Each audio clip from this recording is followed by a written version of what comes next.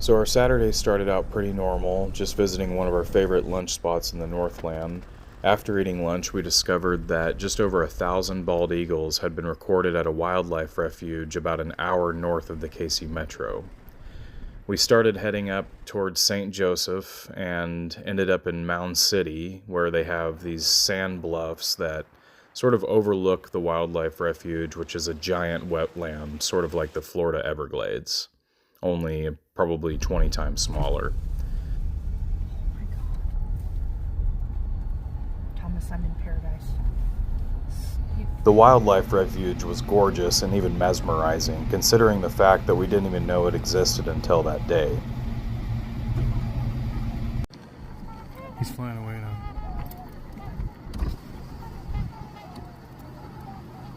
So the Loess Bluffs Wildlife Refuge was started by FDR in 1935 and has over 300 bird species. On December 30th, they recorded 1,012 bald eagles. And while we were there, we probably only saw a dozen or two, but we also saw at least 1,000 or more immature bald eagles that were between the ages of probably half a year and 3 or 4 years, which is the time frame before they actually get their white bald head.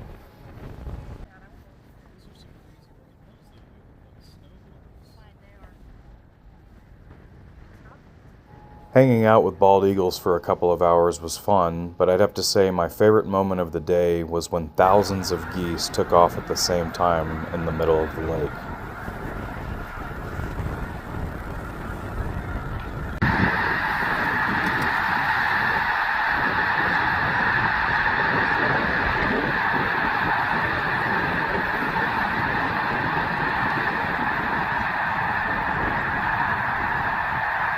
He's coming.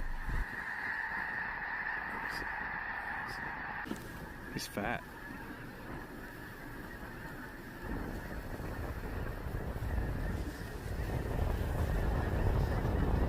During the summer months, we were told to watch out for rattlesnakes and other snake species, and even witness snake crossing signs.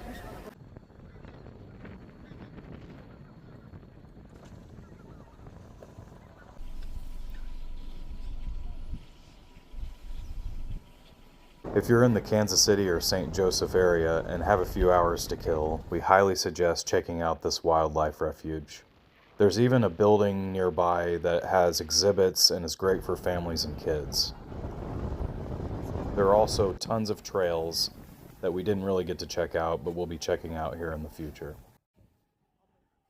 Now, I should say that the best time of the year to witness bald eagles at the wildlife refuge is during the new year, but you can witness them throughout the year, and after you visit the wildlife refuge, we highly suggest visiting St. Joseph, Missouri, particularly the downtown area.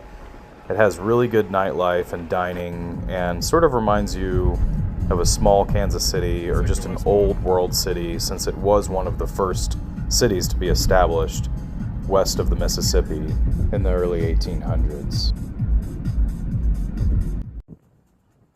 Here's the actual home where outlaw Jesse James was shot and killed in St. Joseph, Missouri in 1882 by the coward Robert Ford. The man had been obsessed with him since childhood, reading dime novels which were comparable to modern-day comic books. Thanks for watching.